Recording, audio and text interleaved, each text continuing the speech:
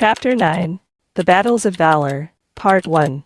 After months of planning and preparations, almost a year after the initial proposal, the games have all finally reopened.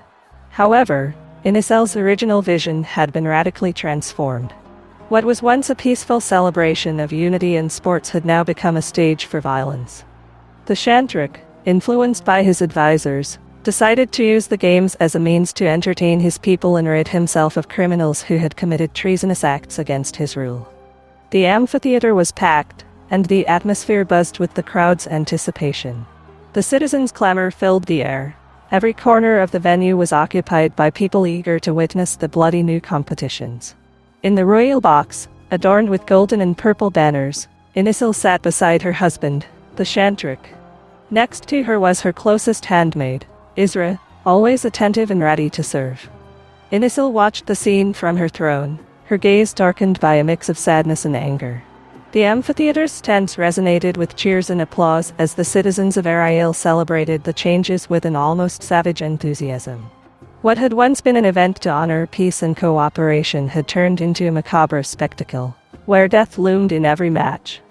The faces in the crowd, illuminated by excitement, stood in stark contrast to Inísel's somber expression.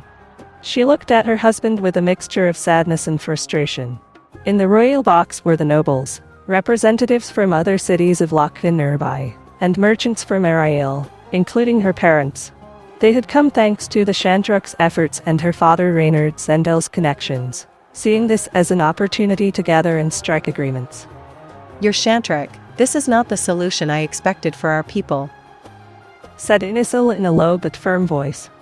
It is not the way to help them make everything better.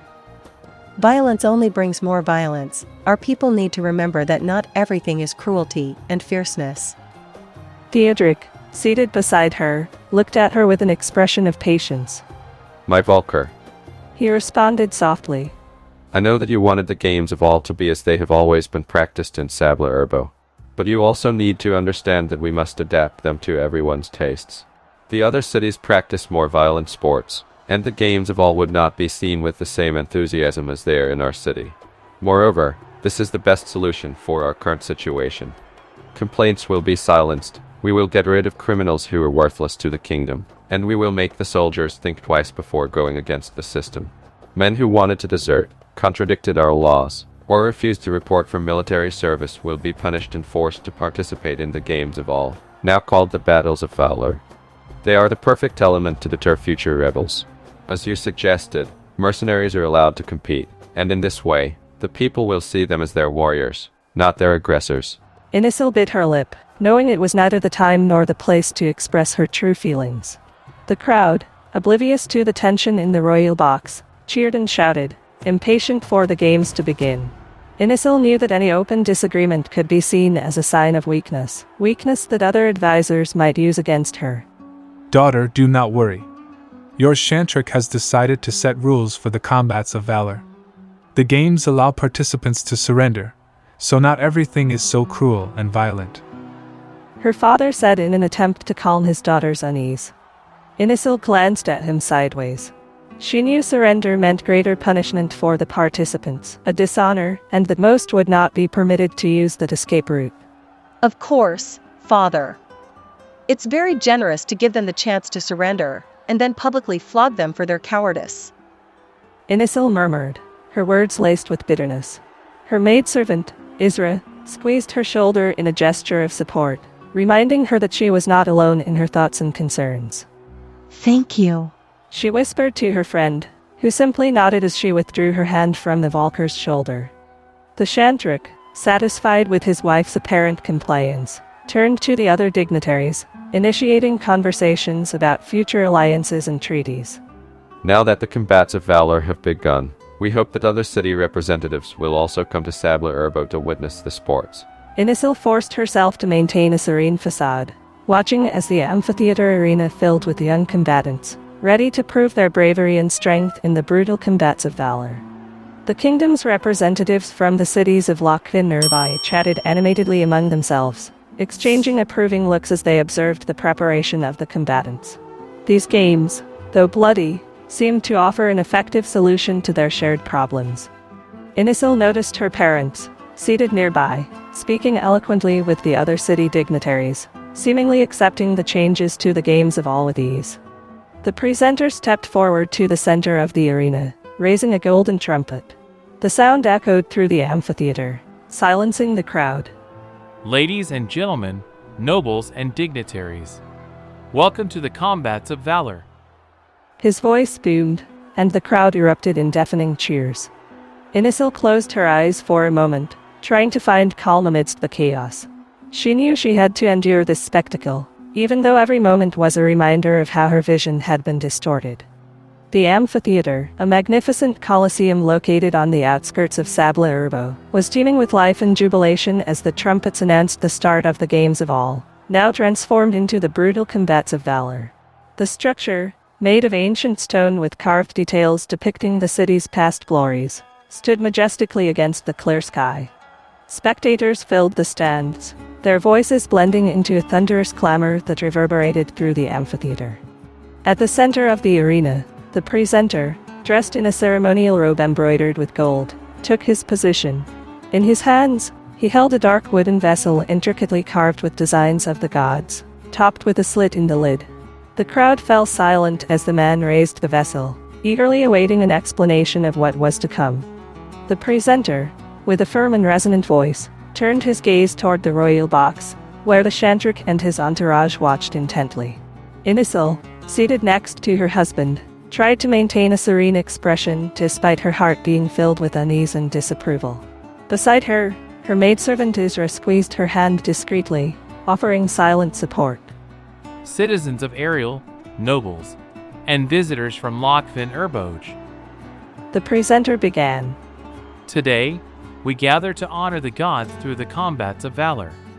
In this vessel are the designs of the gods. Each player must reach in and draw a piece of paper, on which they will discover the fate they must face. The sun shone brightly, reflecting on the waters and creating a glow that made the entire scene seem more epic and grand. The presenter continued explaining. The 5 types of games that will be played today are in honor of our gods. First, representing the goddess of the sea, Inísel, players will face water trials. Then, in honor of the god of fire, Bocat, they must demonstrate courage and resistance to heat and flames. Representing the god of air, Nimbus, their skills will be tested in challenges requiring agility and dexterity. In honor of the god of earth, Herbos, their strength and ability to overcome physical obstacles will be evaluated. And finally, representing the god of light, Albur, they must show purity and perseverance in complex situations. Each type of trial was designed to be brutal and challenging, ensuring that only the strongest and fittest would survive. The crowd in the amphitheater fell silent, expectant, as the man began explaining the rules of the trials.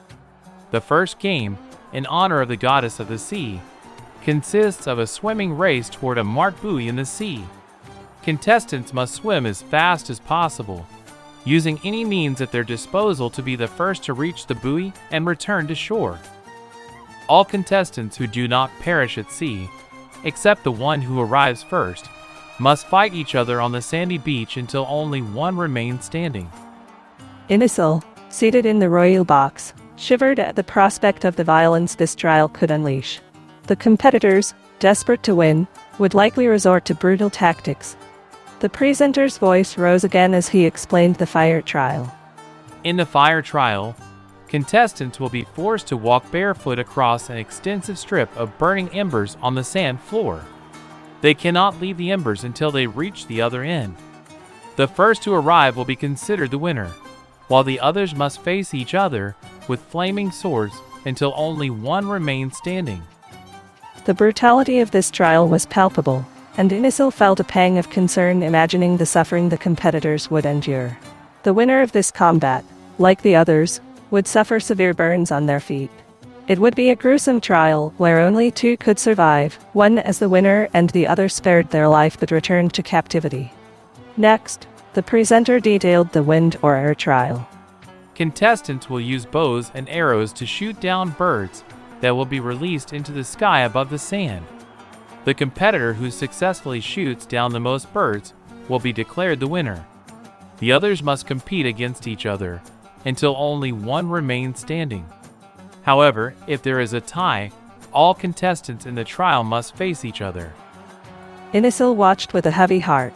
The first part of the wind trial seemed the least bloody, allowing the victor to step aside. But when it was detailed what would happen to the others and in the event of a tie, the young Valkyr became acutely aware that these trials were designed to foster violence and death. The Earth trial will be a traditional battle in the arena. Contestants will fight with swords and armor against the other participants until only one remains standing. The rules allow any outcome, from surrender to fainting or dying in battle. The crowd murmured excitedly at the prospect of these bloody clashes, while Inísel felt increasingly disturbed by the cruelty of the games. Finally, the presenter described the light trial. And finally, in the last trial, the light trial, contestants will strip off all clothing they wear, remaining naked under the purity of the light, as the first time they were born, pure and honest before Alvar's eyes. Their hands will be tied to a pole, and on the ground, far from them, but within reach, a dagger will be left. The contestants, bound and naked, must attempt to reach the dagger however they can, and use it to free themselves. Those who manage to untie themselves must fight each other with the given weapons until only one remains standing. The presenter added, The victorious contestant in each of the trials will be awarded several stallite coins, in addition to the glory of overcoming the corresponding challenge and, if the gods so desire, their freedom. The crowd roared and applauded enthusiastically upon hearing the rules of the trials, eager to witness the spectacle of violence that would unfold before them.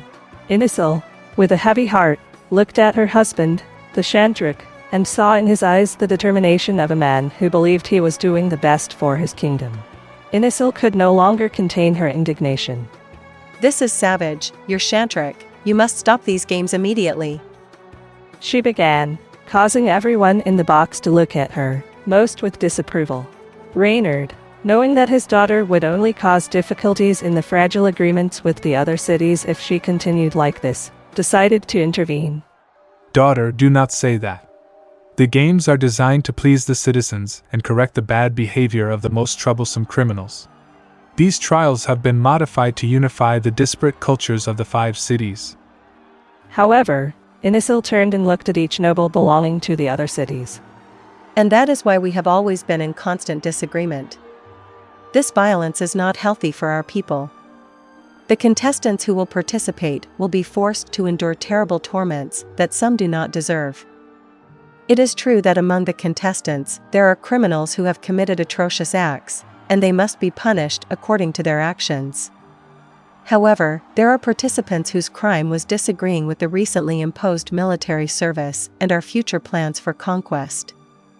By assigning each player to their respective trial, we are treating everyone equally. We penalize a murderer the same as a dissenter. If we reflect, are we going to treat every convict the same?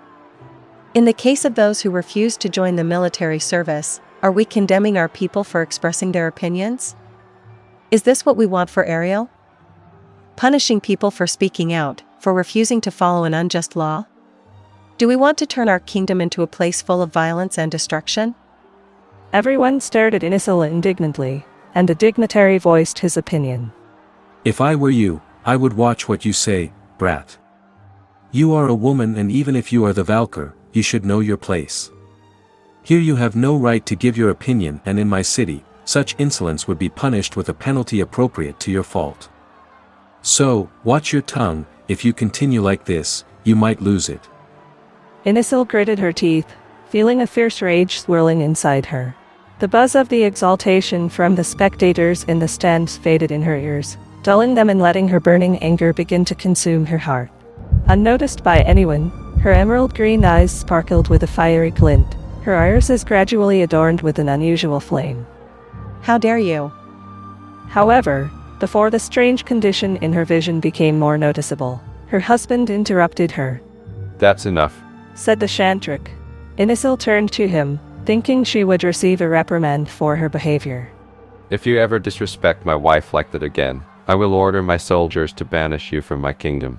I will strip you of all noble titles and force you to wander the desert until exhaustion consumes your body. Let no one forget that I am your Shántruk and my wife, your Valkyr. She deserves the utmost respect and courtesy." The noble dignitaries from the other cities looked at one another, their brows furrowed, but none dared contradict their Shántruk's will.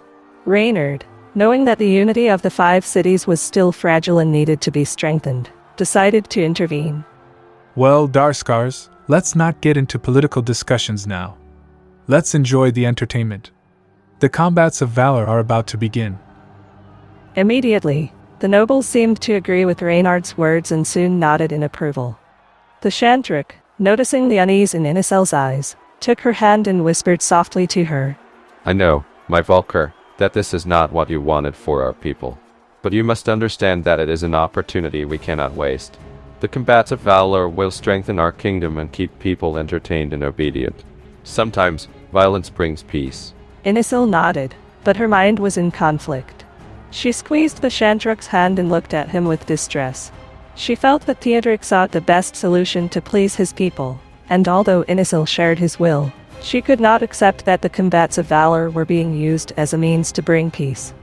Once the presenter had finished explaining what the new and brutal games of all entailed, he looked towards the royal box, seeking the Shántruk's permission to continue. The monarch, seated on his throne with an expression of severity and determination, nodded slowly, giving his consent. The presenter raised a hand, and instantly, the horns echoed throughout the amphitheater, their deep and vibrant notes bouncing off the stone walls and filling the air with a call to action. The crowd roared with excitement, their voices blending into a deafening clamor of enthusiasm and anticipation. Spectators leaned forward in their seats, eyes gleaming and eager smiles on their faces as they awaited the sight of the contestants, troublesome men who had been selected to face the deadly trials. Inísel, watching from her place beside the Shántruk, felt a mix of sadness and apprehension. She could not help but mourn the loss of the original spirit of the games of all, which once celebrated unity and peaceful sport. The remaining contestants began to appear, one by one, entering the arena from the dark tunnels extending beneath the amphitheater. They were a mix of men, from young to more robust and adult, with tense muscles and faces marked by determination and fear. Each carried an expression of resolve, aware of the dangers they faced, but also knowing they had no choice but to prove their worth to the gods and the gathered crowd. The presenter, standing in the center of the arena, held the carved vessel bearing the symbols of the gods. He raised his voice once more, resonating with authority. "Let the gods choose your fate." He exclaimed, inviting the contestants to approach and place their hands inside the box.